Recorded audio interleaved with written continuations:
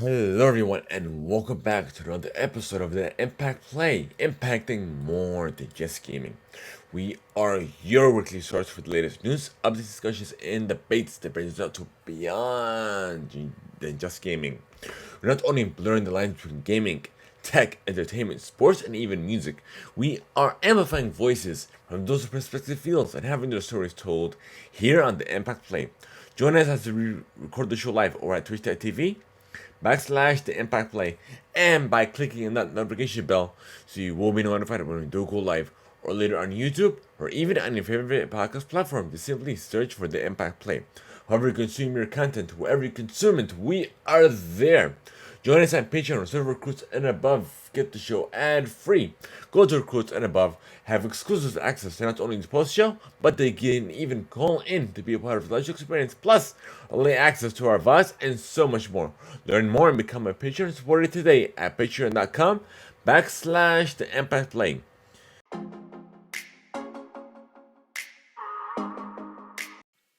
If you haven't heard about Anchor, you're definitely missing out. Give it a try. It's free and simple. Plus, you've got nothing to lose. You don't need the best equipment out there. All you need is your phone and something to talk about. There's even creation tools that allow you to not only record, but also edit your podcast, all within the app. Whatever your passion is, Anchor is the surefire way to not only start your podcast, but also distribute it across a multitude of platforms, including Spotify, Google and Apple Podcasts, and so much more. Download the free Anchor app or simply go to anchor.fm to get started. We are an Epic partner, so for every purchase you make within the Epic ecosystem, when you use our creator code, the Impact Play, we get the commission that will help support and further elevate the show and even take us to new heights at no extra cost to you. So be sure to use our creator code, again, the Impact Play, all one word, and it is not case sensitive. So whether you're purchasing V-Bucks in Fortnite, or you're buying the latest car in Rocket League, or even any game within the Epic Store, we will get a commission out of it, and that will help. That is just one of the many ways that will help support and then further elevate the show.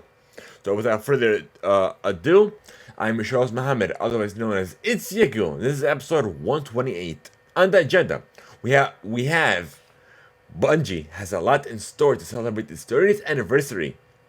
GTA Online's next big update, all the winners and announcements of the Game Awards. Sony acquires Valkyrie Entertainment, another outage. Even more metaverse news. Netflix cancels Cowboy Bebop. A Pokemon multiverse? USA 269 results are in. The MLB lockout. The WWE inaugural class. The winner of Billboard's NXT has been crowned. David Lasley has sadly passed away. Kid Cudi is dropping 2 new albums.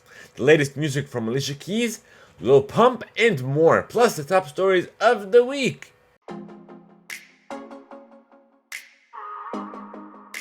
So welcome to our very first segment of the show, where we discuss what we have been playing, what we have been enjoying, essentially what we have been up to. If you guys are aware, I am an avid player of Rocket League, and even more so Rocket League Sideswipe, because it's on the go. So when you're on the road, or whether you're at work or on your commute, most 9 times out of 10 you do only have your phone on you. And Rocket League Sideswipe is available on iOS, even Android devices. So I have it on both my Android and iOS devices as well. I've been having a blast in it. And Rocket League, I dabble with it every now and then. And Destiny 2, I will be getting back into it due to its 30th anniversary, which is one of our news stories. Later on, we're going to discuss that. But I'm going to hop into it sometime this week. But I will be live streaming here on the Impact Play's Twitch channel. So be sure you're following us and even hitting the notification bell so you'll be notified when we do go live.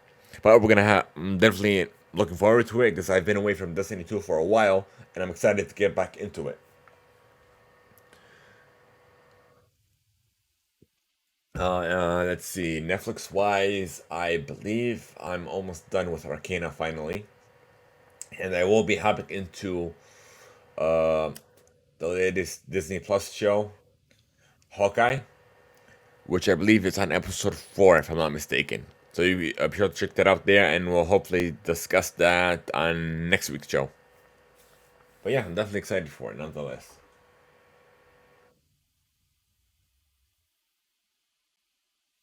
But let's see. I think that's it. That's all I got.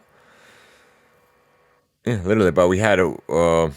We'll talk about that later on about the Game Wars close stream in our news story, one of our news stories. But nonetheless, that's about it. Yeah, there's nothing new. Yeah, that's about it. So without further ado, we're gonna hop into the news, folks, and we're gonna start with. Let's see. What's the? I always get these order confused, but we're gonna start with gaming.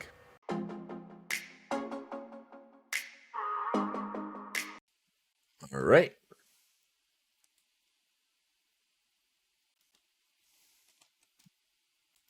Okay, sorry about that, folks. But yeah, let's get into it. Let's see. Found you. Gotcha. Right here. And of course, we're going to start with the 2021 Game Awards.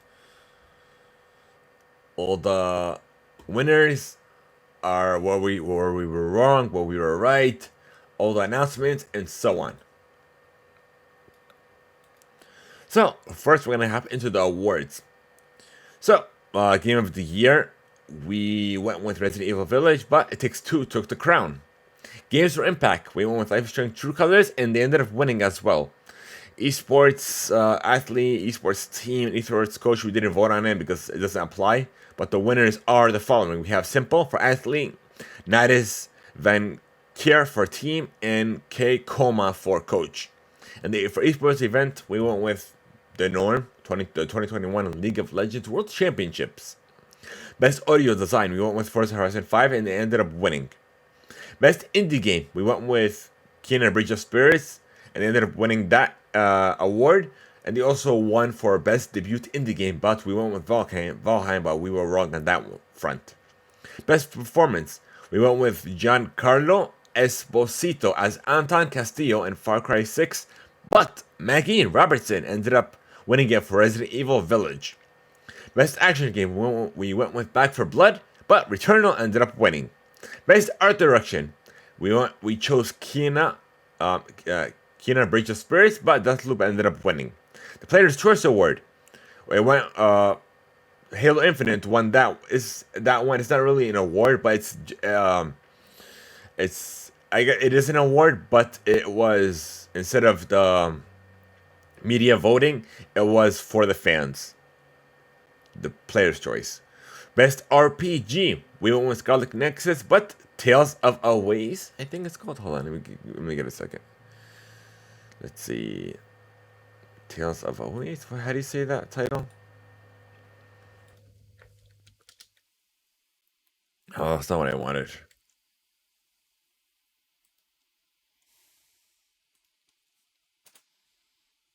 Tales of Anais, I think that's called. No. Okay, I gotta go. Give me a second, folks. Ugh, I messed up on that one.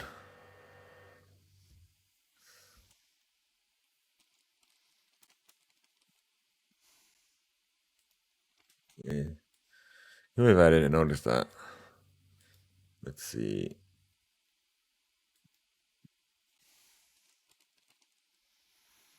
Okay, well, with Tales of Arise. Okay, I was right. Oh, because I spelled it wrong.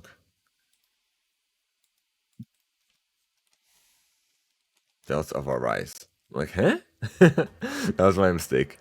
Okay, let's see. Best score in music. We went with Deathloop, but Neon Replicant ended up winning. Content Creator of the Year. We went with Fusely, but Dream ended up taking it. Best multiplayer game. The surprise was It Takes Two, but we were wrong on Monster Hunter Rise. Best mobile game. We went with Genshin Impact, and they ended up winning as well. Best narrative. We went with Life is Strange True Colors, but the surprise winner was Marvel's Guardians of the Galaxy. Best action adventure game. The shocker winner was Metroid Dread. Because I didn't like the mechanics at all. But we were wrong on Ratchet and Clank: A Rift Apart.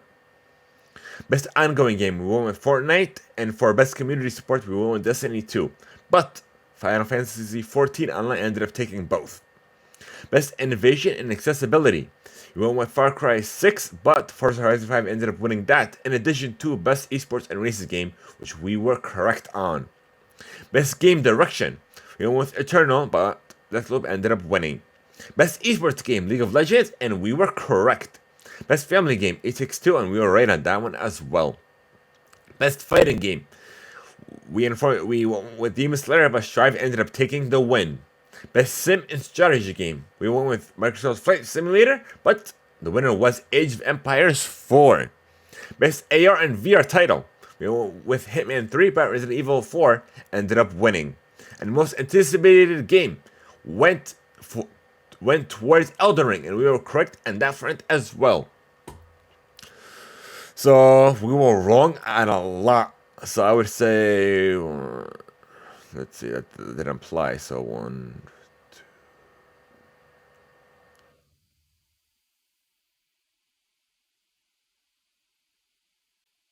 Wow, I would say about 78% we were wrong on.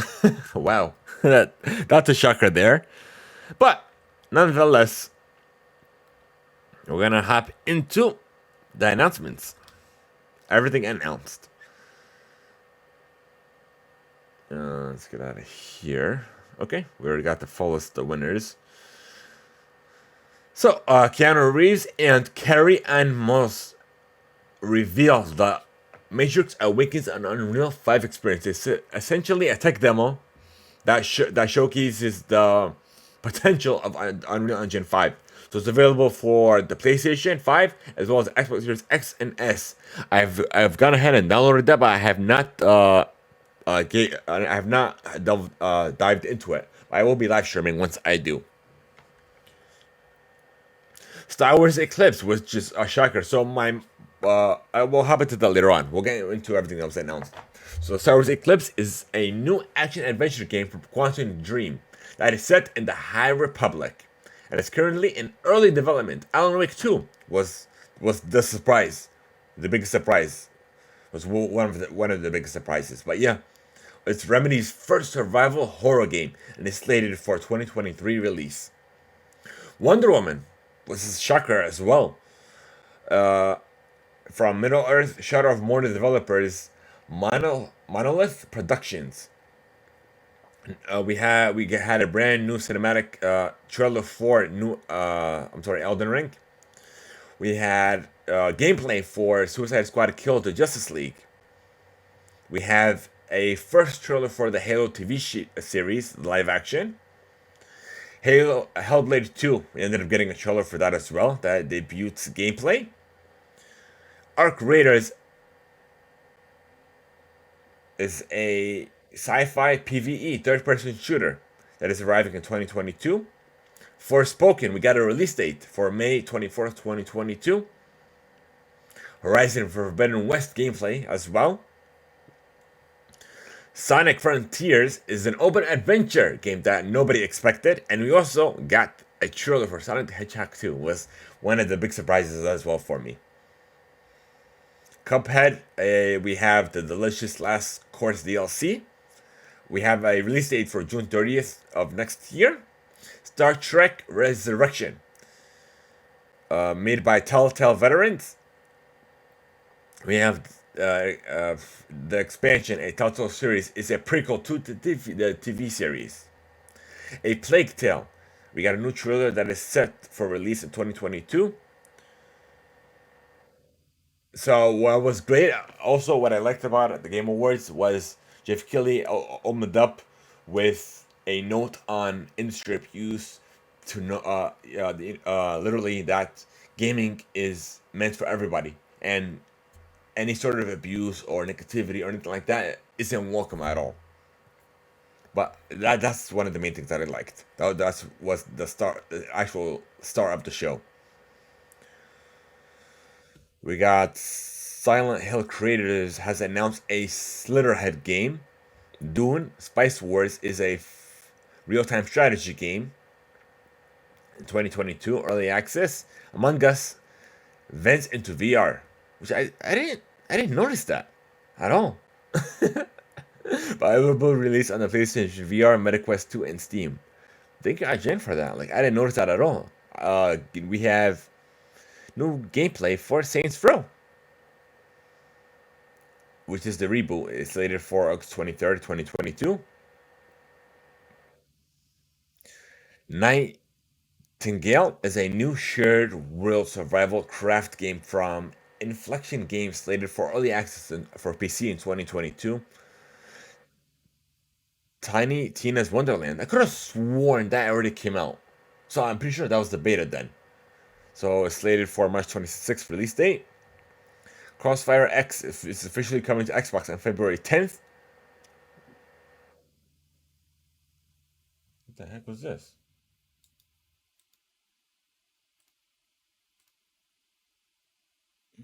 Weird. It says I have no internet access. Okay, hold on.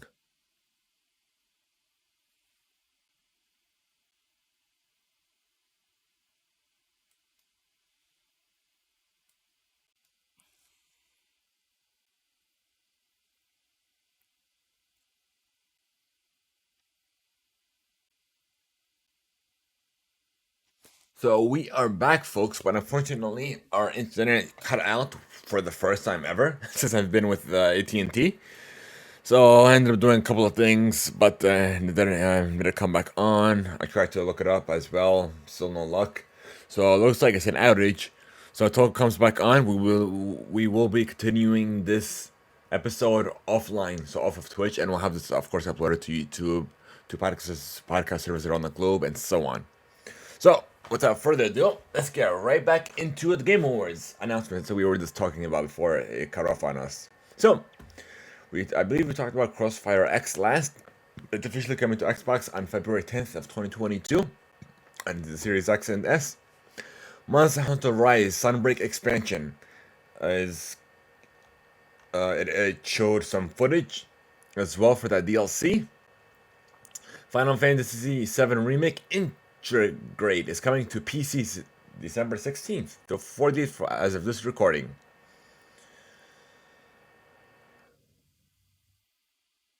And Final Fantasy Remake Integrate was revealed earlier. We already know about earlier this year. It's a PS5 exclusive. That it would be exclusive to that platform for at least 6 months and back in May. Dying Light 2, we got a cinematic trailer that showed off the world as well as some of the characters. Warhammer Space Marine 2 announced. Destiny 2, we got a trailer for the Witch Queen, which that got me excited. February 2nd, 2022. So we're gonna discuss that later on in regards to the DLC. But I'm definitely excited in playing. That's what got me back into playing Destiny. Not just that, but also the amazing stuff that they're doing with the Bungie Foundation as well. So Tunic is will be officially released March 16th, 2022. Persona 4, we have a new Persona game. Persona 4 Arena Ultimax has been announced for the PS4, Switch, and PC, and it's slated for release on March 17th, 2022. Rumbleverse is a new brawler take on the battle royale genre. Duck v Rockstar music video, we got an extended cut. The Lord of the Rings Golem, we have a trailer. PUBG Battlegrounds is going free to play. I was kind of surprised, but I honestly thought it was free to play. But beginning January 12th, 2022 on PC and consoles. And it's also coming with a ranked mode for a one-time fee of $12.99, which is weird, but yeah. Babylon's Fall has a release date, but it does require a constant internet connection to play. For March 3rd, 2022. Sishia has a release window trailer for spring of 2022. We have Anna Perna, which is an action RPG. Have a Nice Death is slated for release March 2022. I'm not gonna discuss all my reactions and my takes on the Game Awards live coach stream that we did. But if you guys missed that out on our Twitch channel, because we ended up live streaming the whole event, we were here for, and we were a co-streamer. Well, since it's done, so we were an official co-streamer of the 2020 Game Awards. So if you guys missed that out, it is currently rendering now, and will be uploaded sometime tonight, I guess, once the internet comes back on. But yeah, if you guys missed that out, it's currently rendering now, and be sure to be on the lookout on our YouTube channel for that. Somerville, we had a new trailer, Planet of Lana, an Off-Earth Odyssey, King of Fighters 15. The second open beta test for PS4 and PS5 is coming. The Texas Chainsaw Massacre online multiplayer horror game has been announced. Homeworld 3 has been announced for Q4 of 2022. GTFO has left early access and the full version is available now. Vampire the Masquerade Blood Hunt, the Game Awards 2021 trailer. We have a new cinematic trailer for the alternate history game Steel Rising. Metal Hellslinger Gods of Metal is an upcoming rhythm shooter game slated for PS5, Xbox Series consoles, and PC in 2022. Evil West, we had some gameplay that was revealed. Google Play brings mobile games to PC in 2022. That's what the announcement was about. I thought it was about the subscription thing, but I guess not. In 2022. Okay, and Spotify was the console's favorite music this year.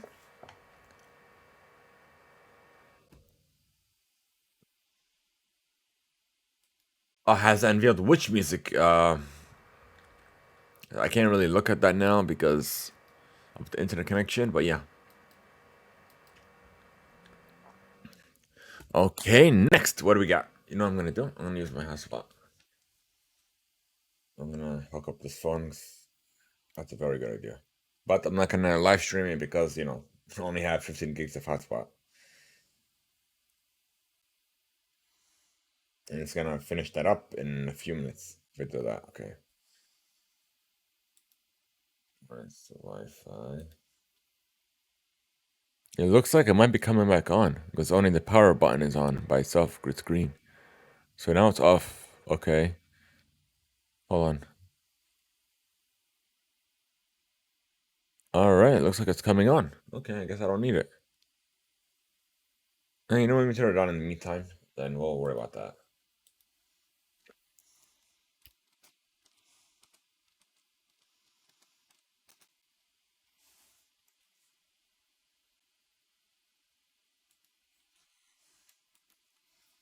Got internet on our PC. And now we will continue. Assassin's Creed Valhalla will require a full redownload with its next week's title update.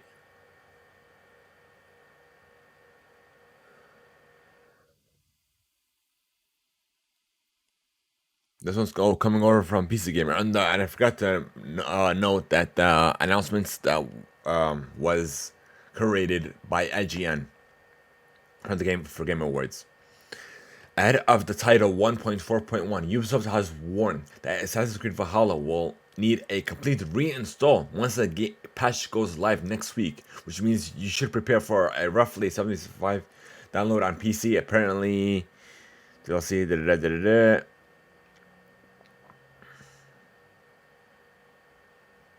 And there is something that I have here as well once I find it.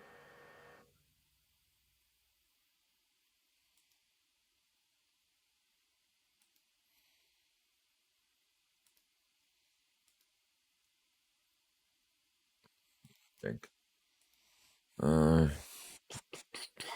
Yeah, the internet's still out. I thought it came back on for a second. Okay,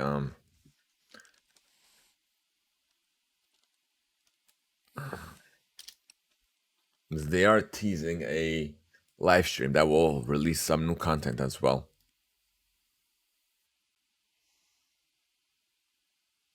There we go. Okay, since I can't do it on my computer for some strange reason, I'm gonna read it straight from my phone. So this is coming from GameStop, by the way. An Assassin's Creed Valhalla announcement is coming soon, as Ubisoft has teased that a live stream for the next content update for the game is coming on Monday. In a Twitter post, Ubisoft stated that the announcement, presumably for the next DLC, will come on Monday, December 13th at 9 a.m. Pacific or 12 p.m. Eastern for those of you in Atlanta. The post's text, which is only cute that Ubisoft has given thus far, states there is more to see than Midgard in Assassin's Creed Valhalla. So now we just gotta wait for anything official. Okay, now we got that out of the way. We're gonna go ahead and what do we got? BMW will help recreate Rocket League in real life for charity. This was created on Engadget by John Fingas.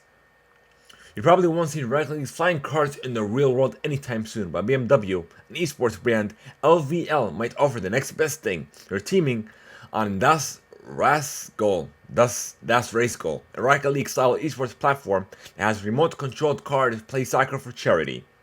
Players worldwide will steer their vehicles in a real arena while grabbing virtual power-ups and activating special effects.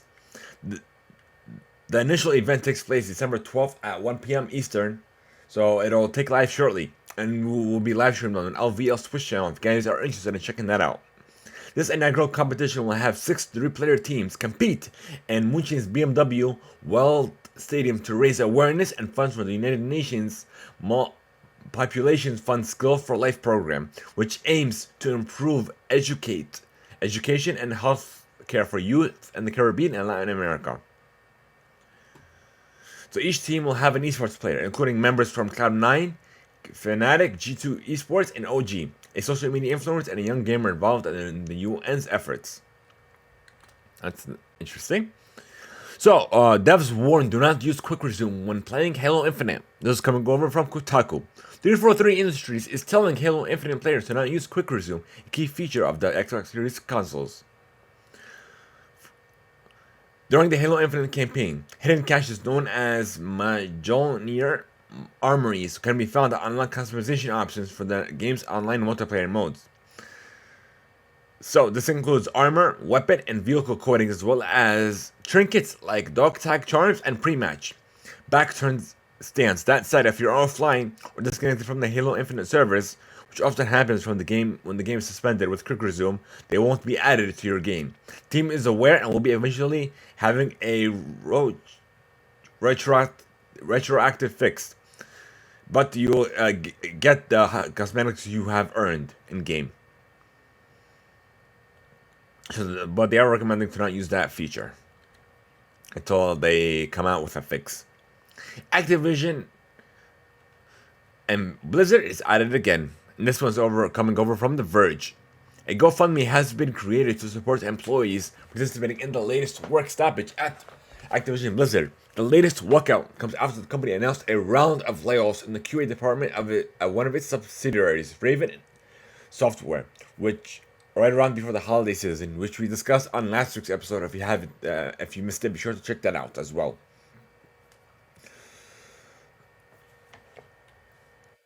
So on top of that, there was also something else. I don't see that here. Oh, here it is. We got even more Activision news as well.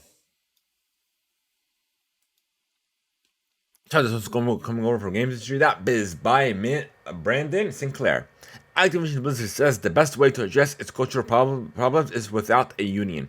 According to a Washington Post report, the outlet reports that the publisher's chief administrative officer, Brian Balato, today, as this article says, was 2 days ago, sent a company-wide email asking employees not to rush into signing union authorization cards that are being distributed by employees working with the Media Labor Union Communications Workers of America. We ask only that you take time to consider the consequences of your signature. Consequences, keyword. On binding the legal document presented to you by the CWA. Bolato said in the email, if 30% of Activision Blizzard workers sign union authorization cards, the National Labor Relations Board would conduct an election where a majority vote in supportive organization with a certified union for collective bargaining. Achieving our workplace culture. Aspirations will best occur through active, transparent dialogue between leaders and employees. Oh, really? Leaders and employees, like you did before earlier. You guys were leaders for nothing. You guys were just regarding your employees' concerns and all that, right? That's phenomenal. Like literally, they keep going down the rabbit hole. No, no, no, don't. But consider the repercussions of your actions. That's exactly what they're saying. So they're trying to convince you not the employees there to unionize, which is their right. That's funny. Like literally. All right. It's not funny, but it's messed up. But yeah. So we have another article from Kotaku. Several Call of Duty developers have revealed to Kotaku that Activision Blizzard's internal unwillingness to directly respond to the recently announced Raven software layoffs was that ultimately sparked the just revealed broader labor organization effort at the troubled publisher. On Friday, Activision Blizzard informed a total of 20 Raven software game testers that they no longer have jobs after January 28th, despite their great standing status. The company paints the layoffs as part of a larger quote to convert 500 contractors to full-time employees, which did little to quell employees' discontent.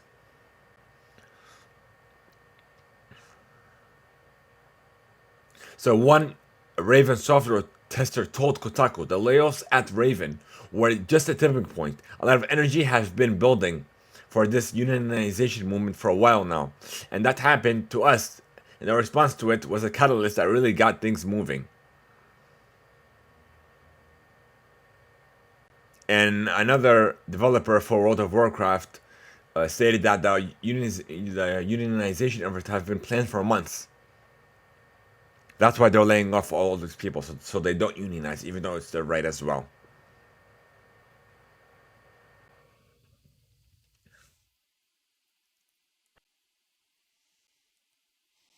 All right, moving on.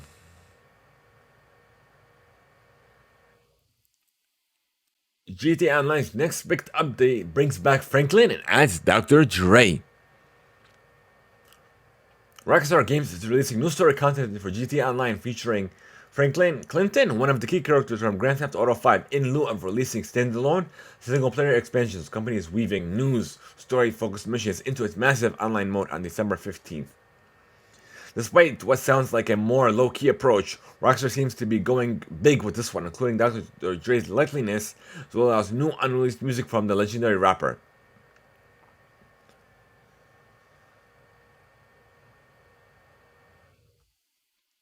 And this one came over from The Verge by Cameron Faulkner. NFTs are coming to Ubisoft games, starting with Ghost Recon Breakpoint.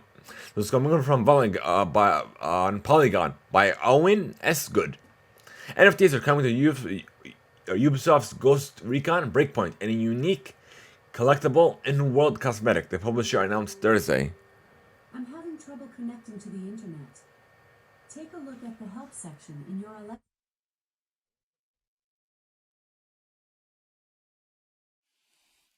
She just started talking out of nowhere. Sorry about that, folks. So, let's move it on. So Digit, as Ubisoft calls them, will be their first NFTs playable in a AAA game. The publisher said Digit will be introduced to Breakpoint's Windows PC versions via the Ubisoft Connect platform. Ubisoft is also setting up another platform called Ubisoft Quartz to manage the acquisitions of these NFTs. Each digit is a unique collectible, features its own serial number for others to see in-game. Ubisoft said in a statement announcing Quartz also keeping track of its current and previous owners for years to come, making players an integral part of the game's history.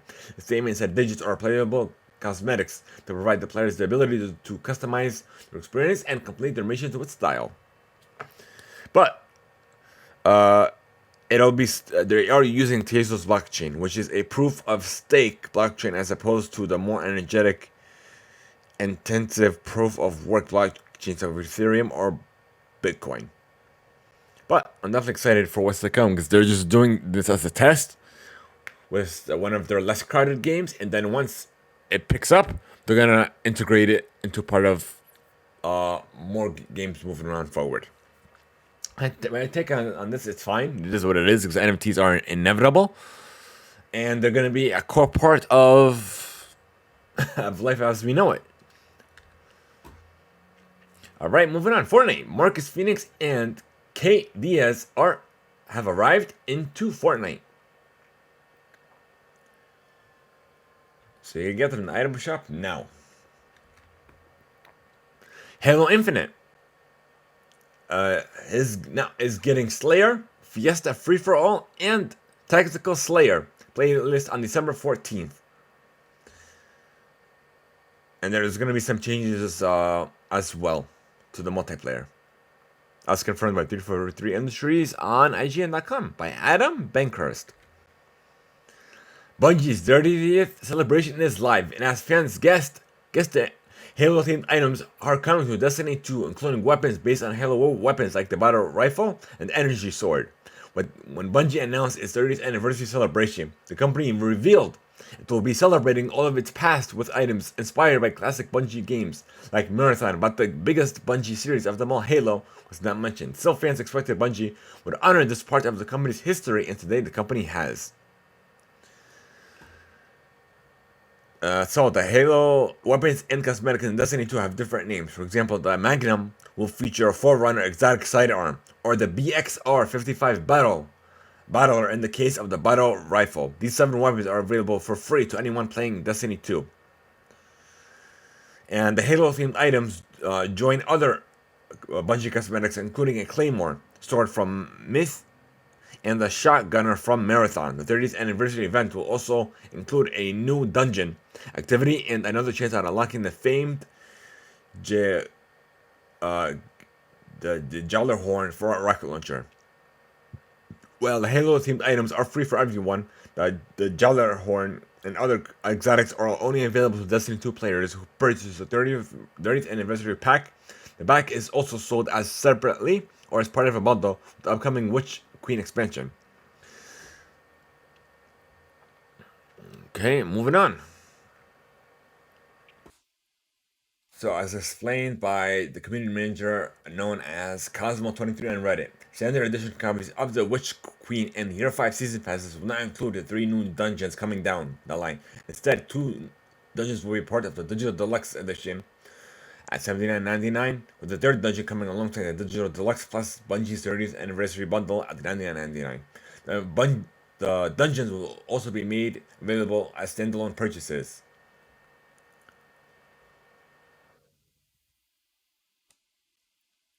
Oh yeah, moving on. Sony acquires first-person studio system.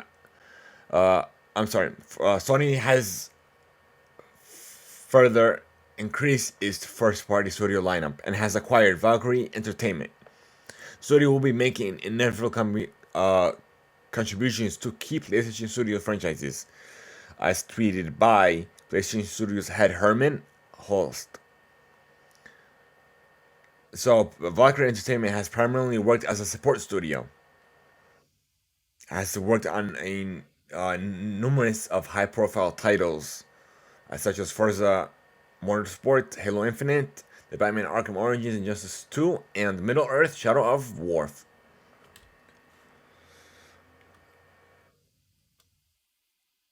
So, pending any last-minute additions, Valkyrie will cap off a busy 21 full of acquisitions for Sony's PlayStation business.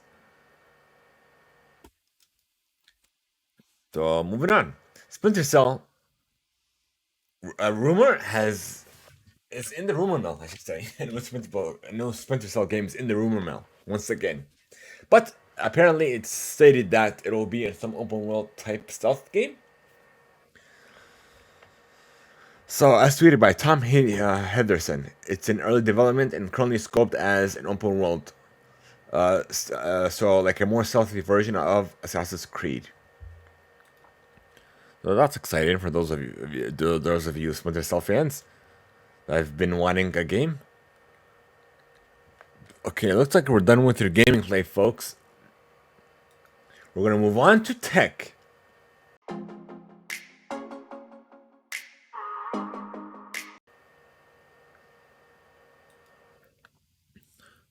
And we're gonna start with the metaverse.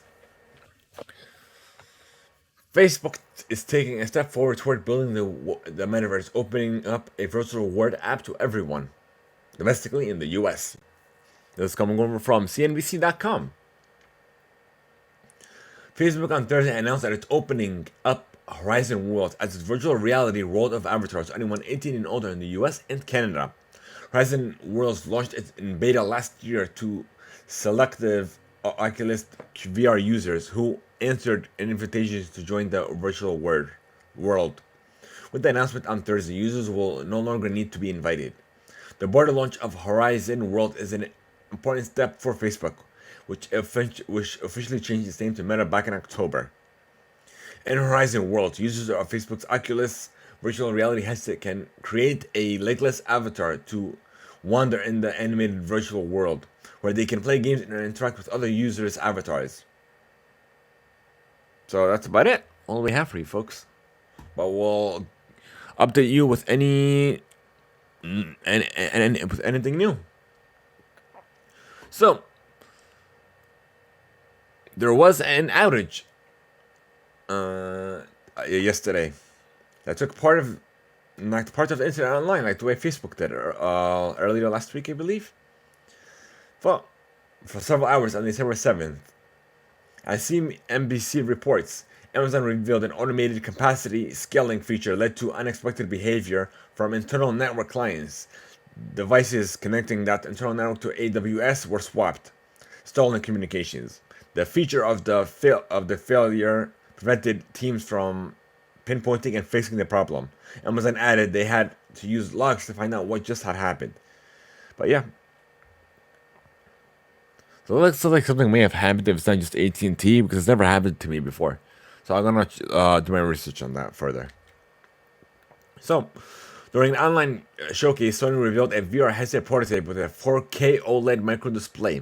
While it appears to be a wholly different project than the upcoming PSVR 2, the company says it expects the display itself to be used in the entertainment field, which could include other VR headsets. This is going over from roadtovr.com by Ben Lang.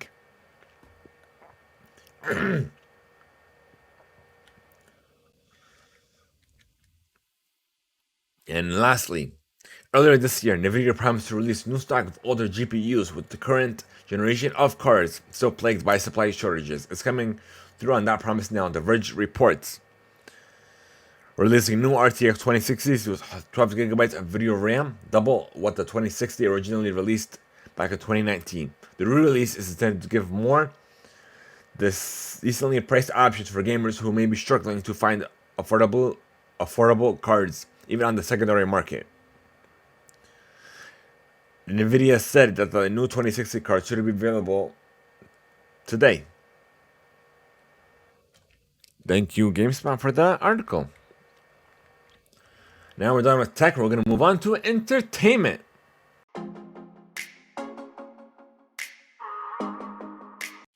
So we had a report that Cole Fairlane was in talks to reprise his role, but it looks like those talks went through. On Monday, Variety confirmed, this was couriered on comic.com by the way, that Colin Farrell is officially on board to starring and executive produce an HBO Max spin-off of the film, which is expected to revolve around his portrayal of Oswald Cobblepot, aka the Penguin. The series was first announced to be in early development earlier this year, but it's unclear if Farrell would be involved. But yeah, he's officially on board now. So this next one's coming over from comic.com as well. The next couple ones coming from comic.com.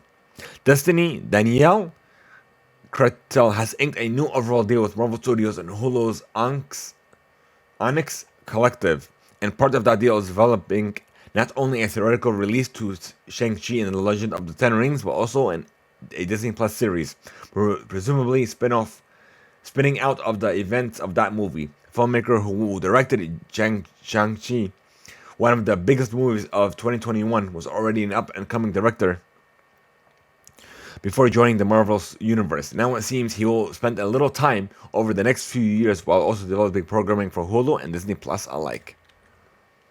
Venom 3 is in the works.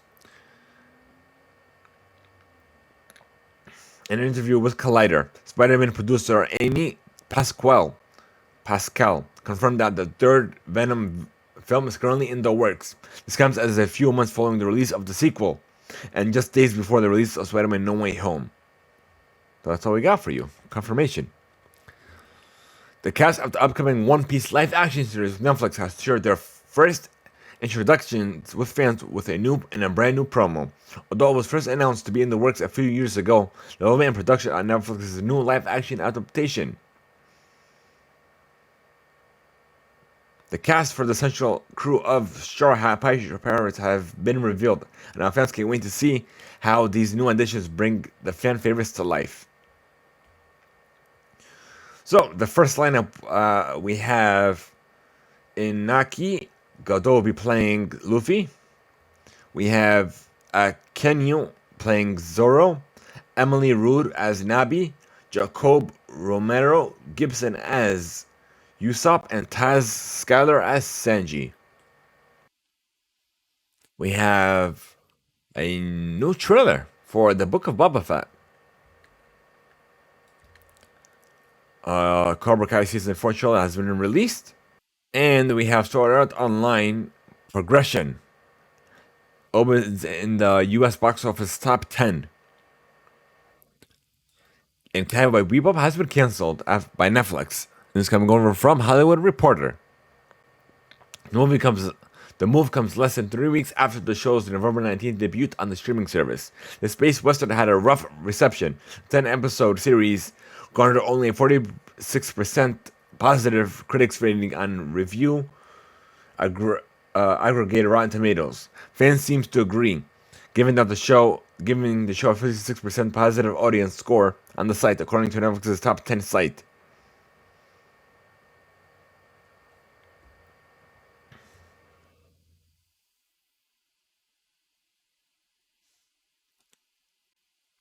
So unfortunately, it has been canceled. I should have at least given it like another run, at least before just canceling it head on. But it is what it is. So Black Panther and Wakanda Forever will resume filming in January 2022. And Lataya Wright will be returning as well after her onset injury. Vin Diesel has taken to Instagram to provide fans with another update regarding progress on the upcoming Riddick 4. Diesel's first made his debut as what did we know about that? So discussions relating to the fourth entry in the franchise have been doing the round as early as 2014. So when I go into this, he did post something on on Instagram. A late night video workout where he continues to hype up anticipation for the film. So it looks like it's still currently in production. That's what it seems. So digital creators Bratman Rock, Bailey Sirion, Mark Robber, and Mr. Beast joined Target and Pat YouTube series The Game Theories as top winners at tonight's YouTube Streaming Awards, notching 2 wins apiece at a celebration of the year's best online content creators was streamed for free via YouTube.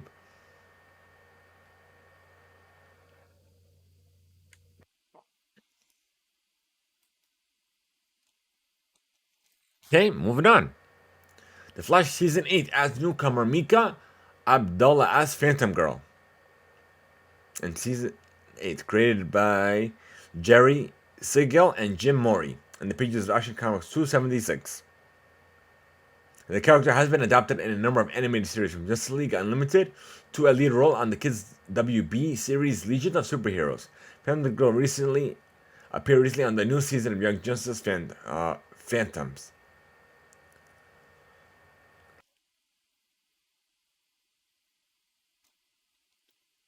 Okay, moving on. The next one's coming over from Billboard.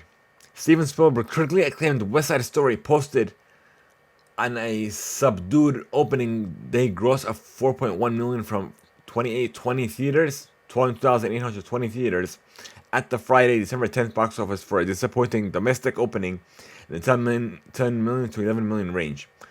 The good news is if those projects hold, the 20th Century and Disney film will claim the number one spot on the chart ahead of Disney's Animations holder Encanto.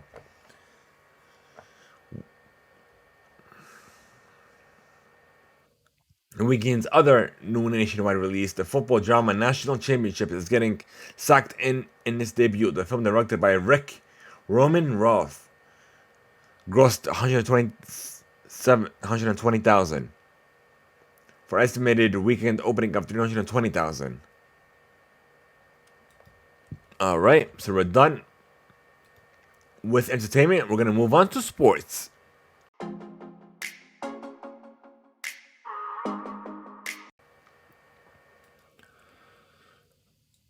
The WWE unveils its inaugural NIL class.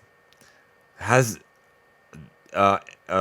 revealed 15 college athletes who will be among its first to participate in the company's newly formed Name, Image, and Likeness program that provides a clear pathway from college athletes to the WWE. So the inaugural Next in Line class includes athletes from 13 universities, several NCAA conferences, and 4 sports in addition to the United States. The class includes representations from myriad countries spanning from Canada to Nigeria. So it is the first of its kind program, and I'm interested. So it's good that they're doing this. Speaking of the WWE, we have the SmackDown results coming from CBS Sports. So,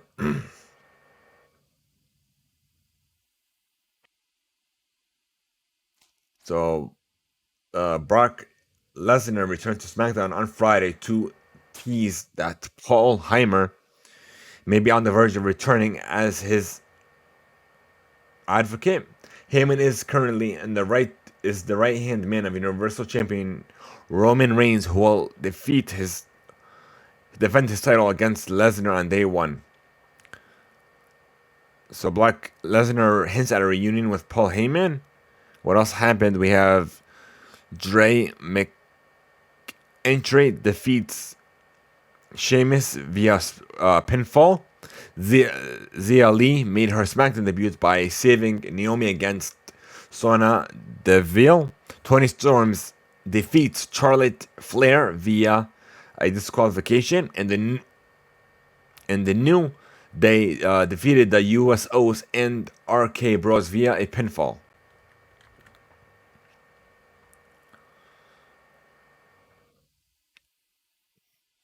And Seth Rollins was attacked by a fan who was even part of the Monday Night Show. And WWE did release a statement. WWE takes the safety of its performance very seriously. WWE wrote in the statement, the individual who attacked Seth Rollins has been turned over to the NYPD and will be prosecuted to the fullest extent of the law. So come on. Act respectively, in a respectful manner. Speaking of wrestling, news broke on Thursday that Jeff Hardy has been released by the WWE, bringing his third run with the company to a close. So there goes another one. And now we're going to move on to the MLB lockout. Everything you need to know by ESPN.com. So the collective bargaining agreement between MLB and the MLB Players Association has expired. So they're currently in talks. But it's the game's first work stoppage in more than 25 years. So that's essentially what it is. And now, we have your 2021 Heisman Trophy winner. Alabama quarterback Bryce Young takes the award and becomes the sixth team to go. Tide becomes the sixth team to go back to back. All right. The Navy stunned the Army 17-13 in their annual showdown on Saturday at the MetLife Stadium in East Rutherford, New Jersey. Army quarterback Christian Anderson was stopped 1 yard short on 4th and 4 with 1 minute 27 seconds left to hand the ball back to the Navy on the midshipman 46-yard line to seal it and give the midshipmen the honor of singing second following America's game. The win is the second in 3 years for the midshipmen over the rival Black Knights.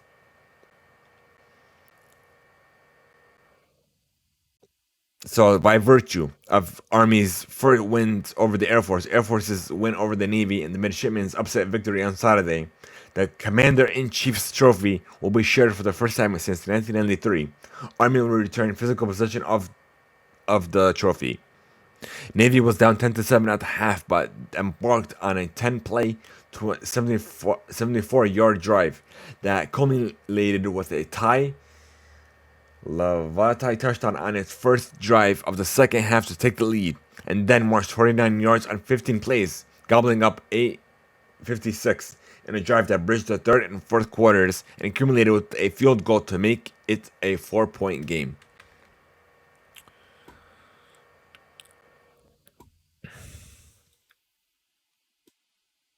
Okay, give me a second, folks.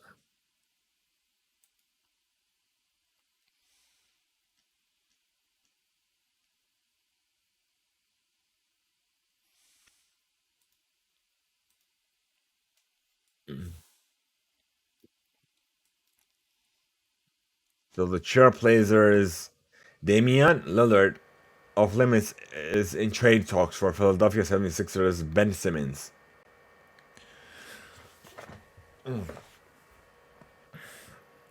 College football.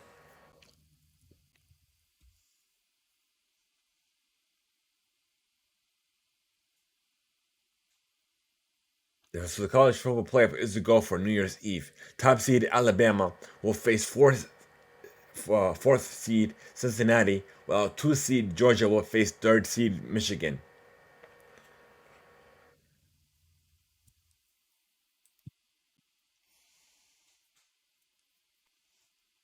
All right, UFC 269. The results are in. So Charlie Oliveira defeats Dustin Pereira via third round submission with a rear naked choke. Juliana Pena defeats Amanda Nunez via second round submission with a rear naked choke as well. Jeff Neal defeats Santiago Manzabillo via split decision with a split decision. Excuse me.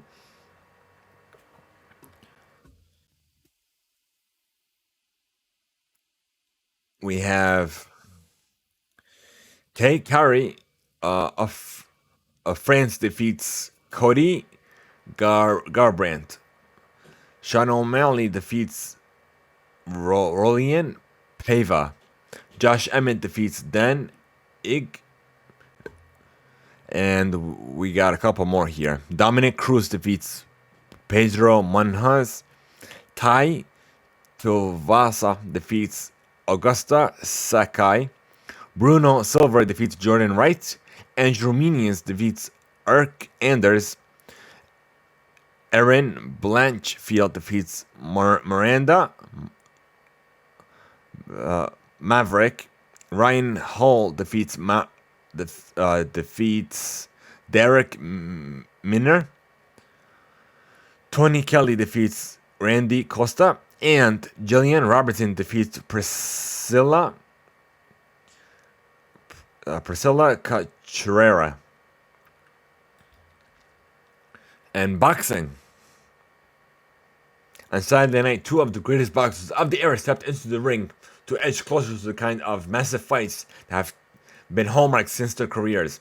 At the Madison Square Garden in New York City, Vasily Lomachenko dominated Richard Coleman to take a unanimous decision in the main event of a card broadcast on ESPN.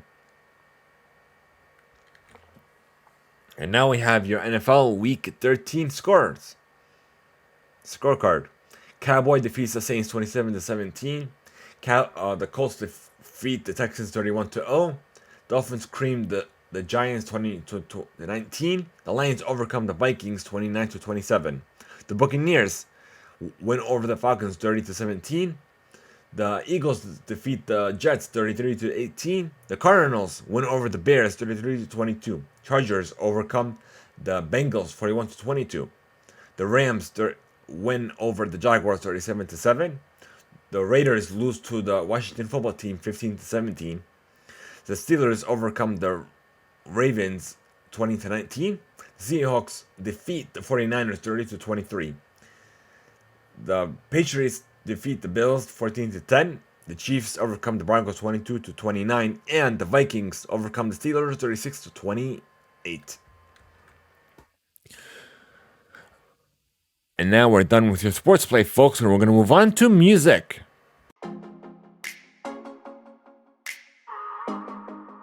Let's see, music. Found it. Okay. So we're going to start with the unfortunate passing of David Leslie, a musician and songwriter and prized backup singer for music legends, dies at the age of 74. Billboard has confirmed. So may he rest in peace. This next one's coming over from Billboard as well. So the winner of Billboard's NXT has been crowned. So the winner is Bronze Ivory, earning the victory over the finalists Amir, Brandon, and Sophie Marks.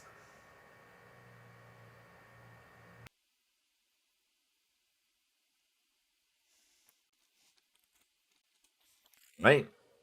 iHeartRadio's Jingle Ball lands in New York City with Ed Sheeran, Lil Nas X, and self-described Swiftie, alongside Jimmy Fallon. After a 2-year absence, iHeartRadio's Z100 Jingle Ball returned live to Madison Square Garden in New York City on December 10th with an amazing lineup.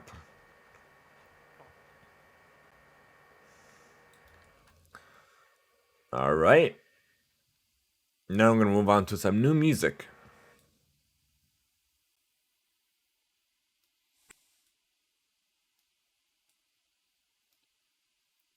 So Alicia Keys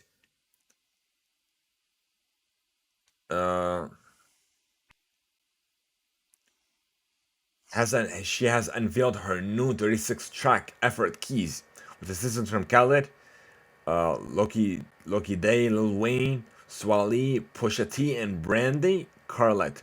The project is cut in half, outlined by an original side and an unlocked side, with the first half being more piano based. The unlocked half is the original's half sampler by superstar producer Mike Wool made it to create something fresh.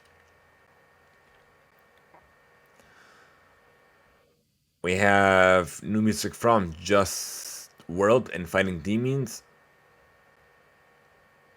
Rick Ross and Richer Than Ever, I've Ever Been, Monster X The Dreaming, Raul Alejandro and Chenko Corlino and Desesperados, various artists for the Don't Look Up soundtrack. And we also have some new albums that has been confirmed by Kid Cudi that will drop sometime next year. And we have a new album by Lil Pump and Ronnie J. Team up for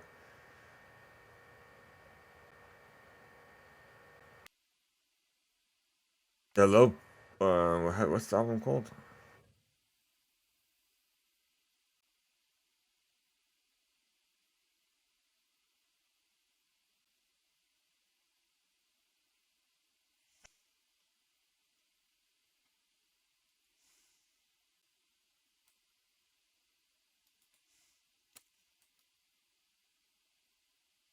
The Lil Pump and Ronnie J 1.5 album. I'm assuming that's what it's called. But yeah. And we have new let's see, what's this? Alright, here it is. So we had an amazing lineup for the 50th annual Jazz in the Gardens has been revealed. On Friday the 10th, it was announced that Mary J. Blige, her, Rick Ross, The Isley Brothers, CWV, The Roots, and soon to be announced local artists are set to perform in Florida on the Miami Gardens at their Hard Rock Stadium on March 12th and 13th. So T-Pain, Stockley, Jonathan McRails, Mike Phillips, and Mark Allen Felton are also set to make some special appearances. Attendance will be required to present a COVID-19 vaccination card or receive a negative COVID-19 test to enter.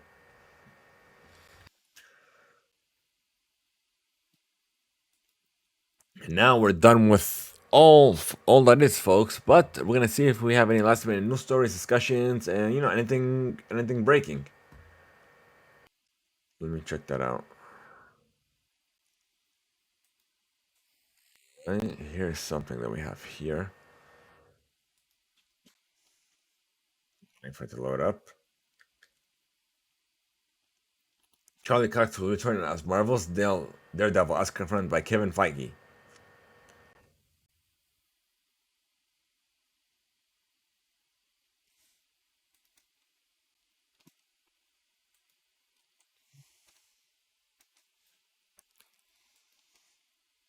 Alright, let's see, do we have anything else? Or that's about it. Not that already.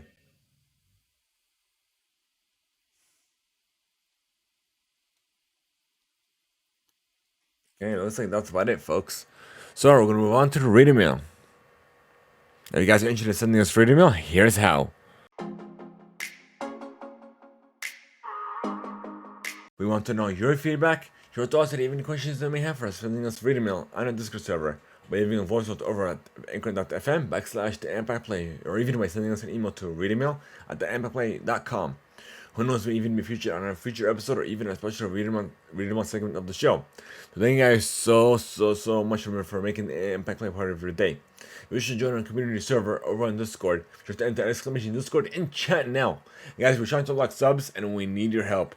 We've been overcoming goals and surpassing them. Literally, the only thing that we've been at a standstill is the views. We just need to overcome those to finally unlock subs over on our Twitch channel, and that is our Christmas wish, I guess you could say.